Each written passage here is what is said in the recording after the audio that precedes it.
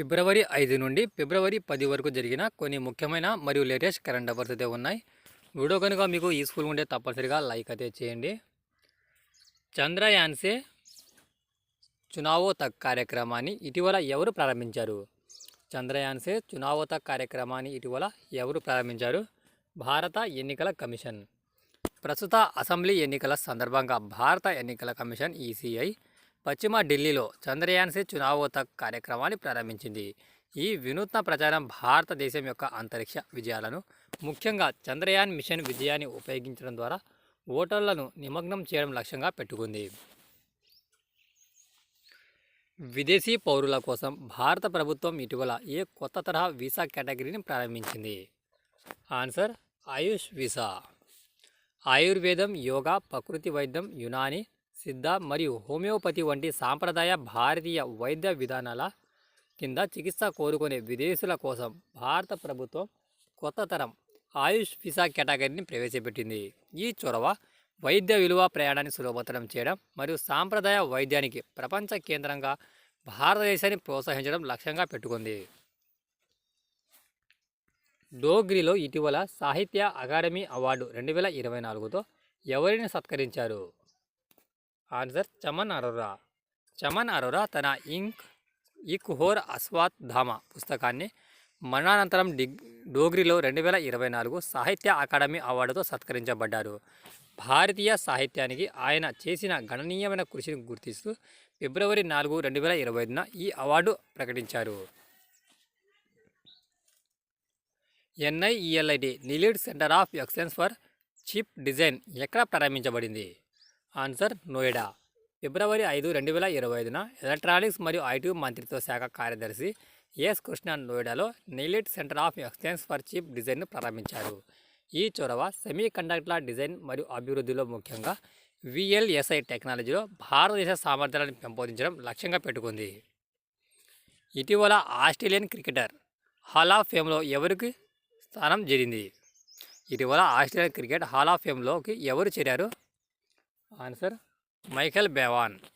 Australian cricket hall of ఫేమ్లో legendary Australia one day batsmen అయిన Michael Bevan ఇటీవల చోటు దక్కించుకున్నారు. 66వ స్థానంలో నిలిచిన బెనావ్ 232 వన్డేల్లో 53.58 సగటుతో 6,912 పరుగులు చేశాడు. ఇందులో 6 సెంచరీలు ఉన్నాయి. ఇటీవల గ్రామీ అవార్డు 2025ను గెలుచుకున్న భారతీయ అమెరికన్ సంగీతకారుడు ఎవరు? ఆన్సర్ చంద్రికా టాండన్.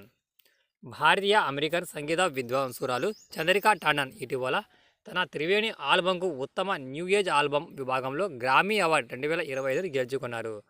ప్రధానమంత్రి నరేంద్ర మోడీ కూడా ఆమెను అభినందించారు. అంతర్జాతీయ పట్టణ సహకారాన్ని పెంపొందించడానికి ఎఫ్ఐసిసిఐ ఎవరితో భాగస్వామ్యం కుదుర్చుకుంది? Answer Expo City Dubai. అంతర్జాతీయ పట్టణ సహకారాన్ని పెంపొందించడానికి Federation of Indian Chambers of Commerce and Industry FICCI Expo City దుబాయ్తో భాగస్వామ్యం కుదుర్చుకుంది. అక్టోబర్ 2025లో జరగనున్న ఆసియా పసిఫిక్ నగరాల సమ్మిట్ ఏపీసీఎస్ మరియు మేయర్ల ఫోరంలో భారతదేశం పాల్గొనడాన్ని సులభతరం చేయడం దీని యొక్క లక్ష్యం. 38వ జాతీయ క్రీడల్లో ఏ పురుషుల కబడ్డీ జట్టు టైటిల్ని గెలుచుకుంది? ఆన్సర్ చండీగఢ్. కెప్టెన్ అర్జున్ దేశ్వాల్ నాయకత్వంలో ఉత్తరప్రదేశ్ పురుషుల కబడ్డీ జట్టు ఫైనల్లో చండీగఢ్ను 57-43 తేడాతో ఓడించి 38వ జాతీయ క్రీడల బంగారు పథకాన్ని గెలుచుకుంది.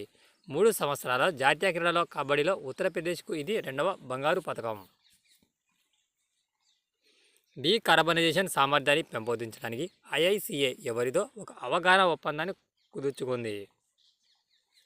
ఆన్సర్ సిఎంఏఐ. భారతదేశ కార్బన్ మార్కెట్లను బలోపేతం చేయడానికి మరియు డీకార్బనైజేషన్ ప్రయత్నాలను ముందుకు తీసుకురావడానికి Indian Institute of Corporate Affairs IICA మరియు carbon market association of India CMAI న్యూఢిల్లీలో ఒక అవగాహన ఒప్పందంపై సంతకం చేశాయి. ప్రపంచ మరియు భారతీయ కార్బన్ మార్కెట్లపై ఐఐసిఏ సిఎంఏఐ మాస్టర్ క్లాస్ ప్రారంభోత్సవం సందర్భంగా ఫిబ్రవరి 4న ఈ ప్రకటన చేశారు. ఎఫ్ఈఏఎస్టీ 2025 యొక్క తాజా వెర్షన్ను ఇస్రో ఎక్కడ ప్రారంభించింది? Answer IIT Hyderabad. భారత అంతరిక్ష పరిశోధన సంస్థ అయిన ఇస్రో తన finite element analysis of structure software యొక్క తాజా వెర్షన్ ఫీశాట్ 2025ను ఐఐటి హైదరాబాద్లో జరిగిన 8వ జాతీయ ఫినిట్ ఎలిమెంట్ డెవలపర్లు ఫీశాట్ యూజర్ల కాన్ఫరెన్స్లో ప్రారంభించింది. భారత సైన్యం తూర్పు కమాండ్ ప్రధాన కార్యాలయం పోర్ట్ విలియంకు ఇచ్చిన కొత్త పేరేమిటి? ఆన్సర్ విజయ్ దుర్గ్. భారత సైన్యం కోల్కతాలో తూర్పు కమాండ్ ప్రధాన కార్యాలయం అయిన పోర్ట్ విలియం పేరును విజయ్ దుర్గ్గా మార్చింది. డిసెంబర్ 2024 మధ్యలో తీసుకున్న ఈ నిర్ణయం వలసవాద వారసత్వాన్ని తొలగించి భారతదేశ స్వదేశీ సైనిక చరిత్రను స్వీకరించడం లక్ష్యంగా పెట్టుకుంది.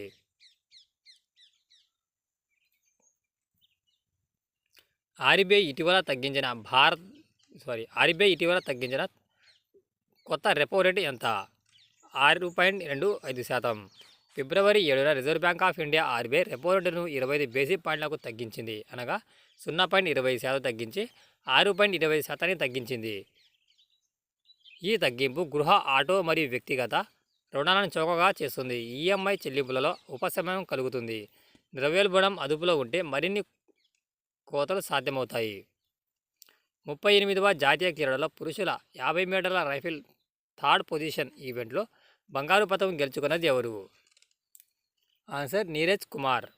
ఉత్తరాఖండ్లో జరిగిన 38వ జాతీయ క్రీడలో పురుషుల 50 మీటర్ల రైఫిల్ థర్డ్ పొజిషన్ ఈవెంట్లో భారత నావికా దళానికి చెందిన నీరజ్ కుమార్ బంగారు పతకాన్ని సాధించాడు. Services sports control board SSCB తరపున ప్రాతినిధ్యం వహిస్తున్న 25 ఏళ్ల అథ్లెట్ 464.1 పాయింట్లు సాధించి అగ్రస్థానాన్ని దక్కించుకున్నాడు. ఇటీవల నార్త్ ఈస్ట్ ఇన్వెస్ట్మెంట్ రోడ్ షోను ఎవరు ప్రారంభించారు? ఆన్సర్ జ్యోతిరాదిత్య సింధియా. కేంద్ర మంత్రి జ్యోతిరాదిత్య సింధియా ఈశాన్య ప్రాంత అభివృద్ధి మంత్రిత్వ శాఖ నిర్వహించిన నార్త్ ఈస్ట్ ఇన్వెస్ట్మెంట్ రోడ్ షోను ప్రారంభించారు. ఈ కార్యక్రమం పెట్టుబడులను ఆకర్షించడం మరియు ఈశాన్య ప్రాంతాల యొక్క ఉపయోగించిన సామర్థ్యాన్ని అన్లాక్ చేయడంపై లక్ష్యంగా పెట్టుకుంది.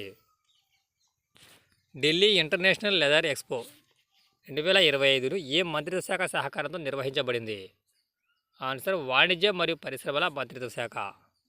భారత ప్రభుత్వం Delhi international leather expo DILEX యొక్క 6వ ఎడిషన్ను ఫిబ్రవరి 20 నుండి 21 తేదీలో న్యూఢిల్లీలో ద్వారకాలోని India International Convention and Expo సెంటర్లో జరగనున్నది. ఈ కార్యక్రమాన్ని భారత ప్రభుత్వం వాణిజ్య మరియు పరిశ్రమల మంత్రిత్వ శాఖ సహకారంతో కౌన్సిల్ ఫర్ లెదర్ ఎక్స్పోర్ట్ నిర్వహిస్తుంది. బిమ్స్టెక్ యూత్ సమ్మిట్ 2025 ఏ నగరంలో జరగబోతుంది? బిమ్స్టెక్ యూత్ సమ్మిట్ 2025 ఏ నగరంలో జరుగుతుంది? గాంధీనగర్. బిమ్స్టెక్ యువజన సదస్సు 2025 ఫిబ్రవరి 7 నుండి 11 వరకు గుజరాత్లోని గాంధీనగర్లో జరగనున్నది. ఈ కార్యక్రమం బిమ్స్టెక్ దేశాల యొక్క యువతలో స్థిరమైన అభివృద్ధి మరియు యువత నేతృత్వంలోని చొరవలపై సంభాషణను పెంపొందించడం ద్వారా సహకారాన్ని పెంపొందించడం లక్ష్యంగా పెట్టుకుంది. కేంద్ర మంత్రి డాక్టర్ మన్సుఖ్ మాండవ్య ఫిబ్రవరి 8న బిమ్స్టెక్ అంతర్గత మార్పిడి వారధిగా youth as a bridge for intra BIMSTEC exchange అనే ఇతివృత్తంతో ఈ శిఖరాగ్ర సమావేశం నిర్వహించారు. సార్వభౌమాధికార ఆందోళనను పేర్కొంటూ WHO నుండి వైదొలగాలని ప్రకటించిన దేశం ఏది? అర్జెంటీనా. అర్జెంటీనా అధ్యక్షుడు జేవియర్ మిలై యొక్క నాయకత్వం కింద ఆరోగ్య నిర్వహణలో లోతైన తేడాలు కారణంగా ముఖ్యంగా కోవిడ్-19 సమయంలో ప్రపంచ ఆరోగ్య సంస్థ WHO నుండి ఉపసంహరించుకోవాలని నిర్ణయించింది. ఏ దేశం చైనా యొక్క బెల్ట్ మరియు రహదారి చొరవ BRI నుండి అధికారికంగా ఉపసంహరించుకుంది? Answer Panama. పనామా చైనా యొక్క బెల్ట్ మరియు రహదారి చొరవ నుండి అధ్యక్షుడు జోస్ రాల్ మునిలో ఉపసంహరణను ప్రకటించారు. తయారీ రంగాన్ని ప్రోత్సహించడానికి drone promotion and utilization policy 2025ను ప్రవేశపెట్టిన రాష్ట్రం ఏది? మధ్యప్రదేశ్. డ్రోన్ తయారీకి ప్రధాన కేంద్రంగా స్థిరపడడానికి Madhya Pradesh drone promotion and utilization policy 2025ను ప్రారంభించింది.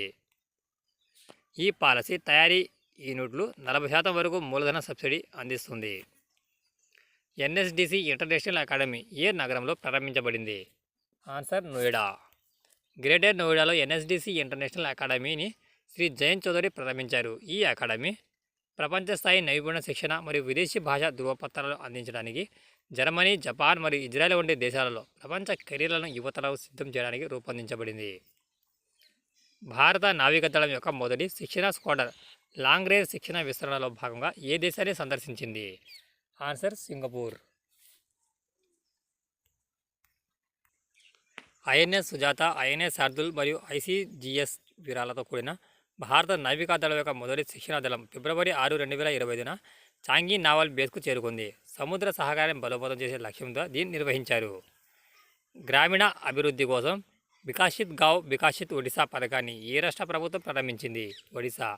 గ్రామీణ మౌలిక సదుపాయాల అభివృద్ధిని వేగవంతం చేయడానికి ఒడిశా ముఖ్యమంత్రి మోహన్ చరణ్ మాఘీ ఖోర్దా జిల్లాలోని జాంగ్యాలో వికాసిత్ గావ్ వికాసిత్ ఒడిశా పథకాన్ని ప్రవేశపెట్టారు. 5 సంవత్సరాలలో 5,000 కోట్ల బడ్జెట్తో ఈ చొరవను ప్రారంభించనున్నారు. ఇటీవల వార్తల్లో నిలిచిన కొడవ సమాజం ప్రధానంగా ఏ రాష్ట్రంలో ఉంది?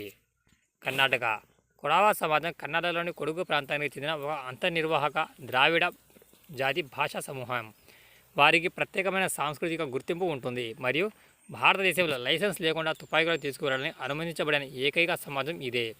కొడవలు తమ వారసత్వాన్ని కాపాడుకోవడానికి రాజ్యాంగ గుర్తింపు మరియు భూమి రక్షణను కోరుతున్నారు.